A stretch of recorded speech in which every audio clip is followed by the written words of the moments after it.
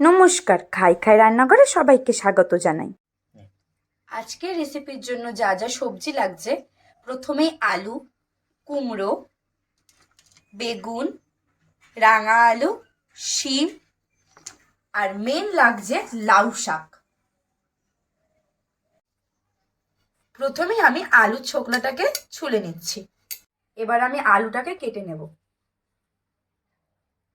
আলুগুলো অনেকটা ডুমু ডুমু সাইজেরই হবে। এই যে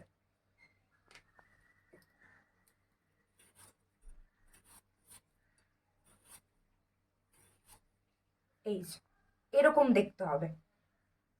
আলুর পরে এবার আমি কেটে নেব রাঙা আলু।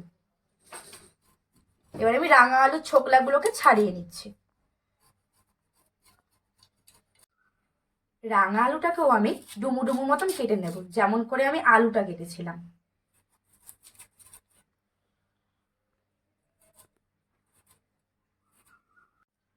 দেখে নেবেন এরকম সাইজ হচ্ছে কিনা, খুব ছোটও না খুব বড়ও না। শিমের সামনের দিকটা ও পেছনের দিকটাকে আমি ঠিক করে কেটে নিয়ে ছাড়িয়ে নিলাম। একটা শিমের 3টে ভাগ করবেন, বেশি ভাগ করলে যদি গলে যায়। এবার আমি বেগুনটাকে কেটে নিচ্ছি। সামনের দিকের দিকে কেটে নিলাম, এবার পেছন দিকটাও কেটে নিচ্ছি।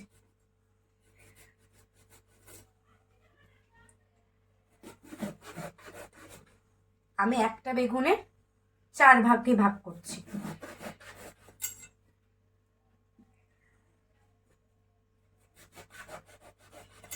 এইভাবে করে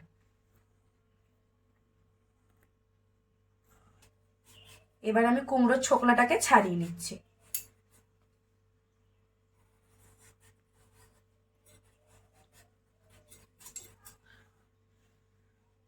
এবার কুমড়োর বুকের দিকটাও ছাড়িয়ে নিলাম।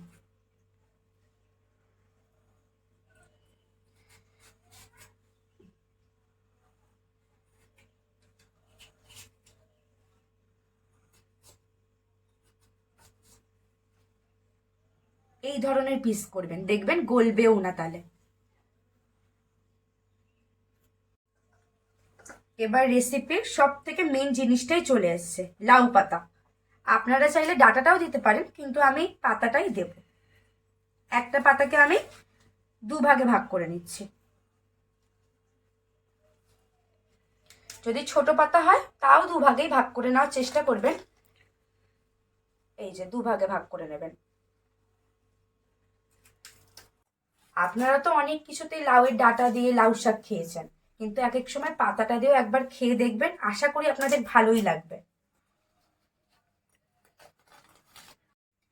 এবার বটিটাকে সাইডে রেখে আপনাদেরকে সবজিগুলো দেখিয়ে দিই কি কি আজকে কাটা হলো।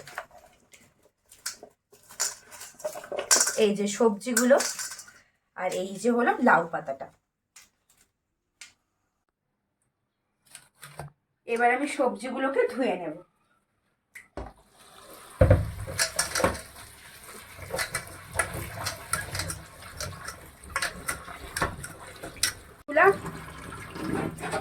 যে জলটা দিয়ে আমি ধুলাম সেটাকে আমি ছেঁকে নিচ্ছি জলটাকে। এবার সবজিগুলো ধোয়া হয়ে গেছে, এগুলোকে রেখে দিলাম। এবার পাতাটাকে ধুয়ে নেব।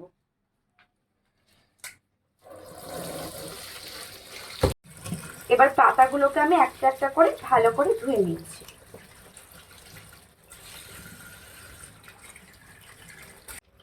লাউ শাকটাকে আমার ধোয়া হয়ে গেছে, এবার আমি জলটাকে ছেঁকে নিচ্ছি।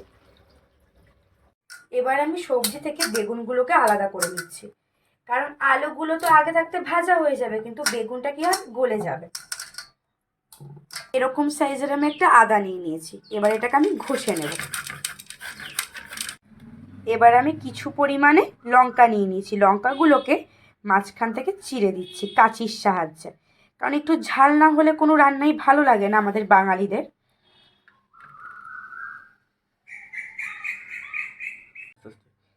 এই রেসিপিতে আমার যা যা উপকরণগুলো লাগতো সবজির মধ্যে, সেই সব সবজিগুলো আমার সব কাটা কমপ্লিট।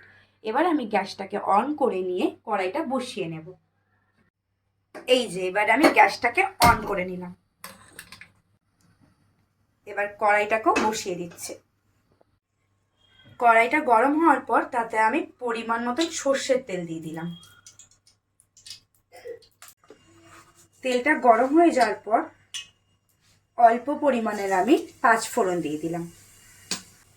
এবার দিয়ে দিলাম তেজপাতা। 20 থেকে 30 সেকেন্ড পর আমি সব সবজিগুলো দিয়ে দিচ্ছি।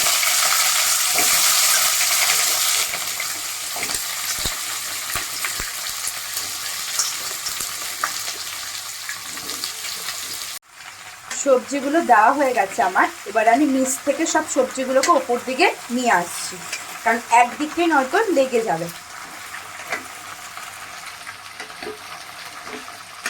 এবার আমি অল্প করে নুন দিয়ে দিলাম। নুনটা দেওয়ার পর আমি সবজিগুলোর সাথে মিশিয়ে নিচ্ছি। 2 থেকে 3 মিনিট পরে আমি অল্প করে হলুদ দিয়ে দিলাম। হলুদটা দেওয়ার পর আমি আবার সবজিগুলোকে মিশিয়ে নিচ্ছি।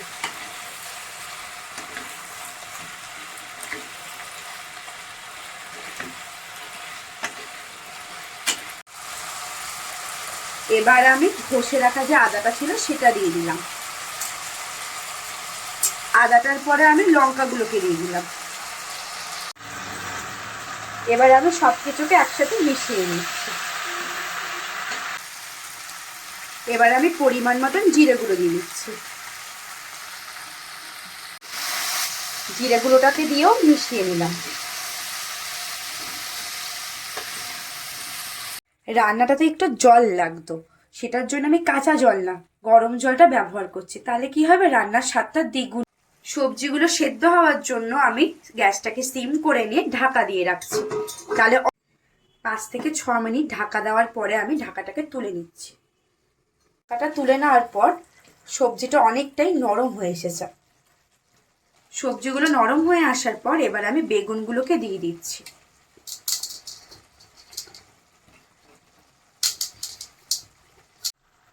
বেগুনটাকে এবার আমি সবজিগুলোর সাথে মিশিয়ে নিচ্ছি। এবার আমি পরিমাণ মতন ধনে গুঁড়ো দিয়ে দিলাম। তার সাথে স্বাদ অনুযায়ী চিনি দিয়ে দিলাম। এবার সবজির সাথে আমি মশলাটাকে ভালো করে মিশিয়ে নিচ্ছি। বেগুনগুলো যেন ভালো নরম হয়ে যায়, তাই জন্য আমি আবার 5 থেকে 6 মিনিটের জন্য ঢাকা দিয়ে রাখলাম। এই যে রেসিপিটা আমরা করছি সেটাতে মেন তো হলো চাপড় ঘন্ট। সেই চাপড় ঘন্টের চাপড়টাকে এবার আমরা বানিয়ে নেব। প্রথমে আমি দিয়ে দিচ্ছি বেসনটা। আমি বেসনের মধ্যে আমি অল্প পরিমাণে হলুদ দিয়ে দিলাম, পরিমাণ মতন নুন, তার সাথে পরিমাণ মতন চিনি। এবার আমি বেসনটার মধ্যে পরিমাণ মতন জল দিয়ে দিচ্ছি। প্রথমে বেশি জল দিয়ে নিই, অল্প জলটা দিয়ে এবার আমি বেসনটাকে গুলে নিচ্ছি, কারণ বেশি জল পড়লে যদি আবার আমাকে বেসন দিতে হয়, ওই জন্য আমি অল্প জলেই দেখি গুলে কতটা কি হয়, তারপর আবার জল দেব।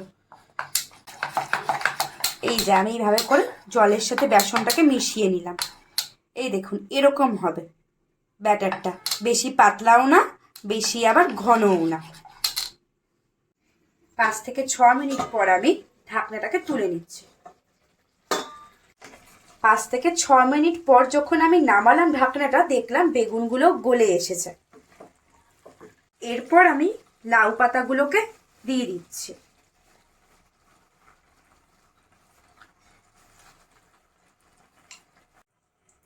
এই যে সব লাউ পাতাগুলোকে আমি মিশিয়ে নিয়েছি। তাওয়াটাও আমি দেখছি গরম হয়ে এসেছে। এবার আমি তাতে পরিমাণ মতন সর্ষের তেল দিয়ে দিচ্ছি। এই যে তেলটাকে আমি পুরো তাওয়াটার মধ্যেই নাড়িয়ে নিচ্ছি, যেন চারিদিকে যেন তেলটা যেন থাকে।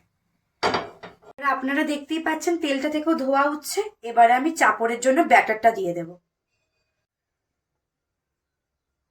এই যে আমি আস্তে আস্তে করে চাপড়টাকে দিয়ে দিচ্ছি। 2 থেকে 3 মিনিট আমি লো ফ্লেমে রেখে দিয়েছিলাম। এবার দেখছি চাপড়টা আমার হয়ে এসেছে, তো আমি উল্টে দিচ্ছি। এবার এই দিকটা উল্টে দেখি যে এই দিকটা হয়েছে কিনা। দেখুন এই দিকটাও লাল লাল হয়ে গেছে, এই দিকটাও তার মানে হয়ে এসেছে। এই যে আমার চাপড়টা রেডি হয়ে গেছে, আমি ওই জন্য অন্য একটি পাত্রে এটাকে নামিয়ে নিয়েছি। এবার আমি চাপড়টাকে ছিঁড়ে নিচ্ছি, এই জন্যই তো এটার নাম চাপড়। খুব ছোটও না খুব বড়ও না, আমি মাঝারি সাইজের করে চাপড়গুলোকে ছিঁড়ে নিচ্ছি। এবার আমি চাপড়গুলোকে একটা একটা করে দিয়ে দিচ্ছি।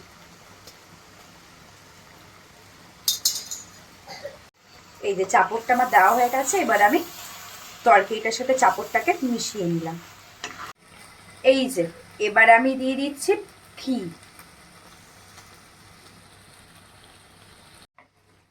ঘিটাকে দিয়ে ভালো করে আমি নাড়িয়ে নিলাম। এবার আমাদের রেডি চাপড় ঘন্ট।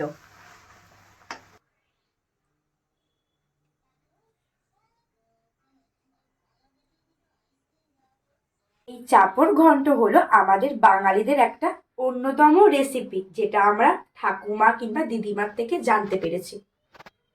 ভিডিওটা যদি আপনাদের ভালো লেগে থাকে লাইক শেয়ার সাবস্ক্রাইব করে দেবেন। নমস্কার।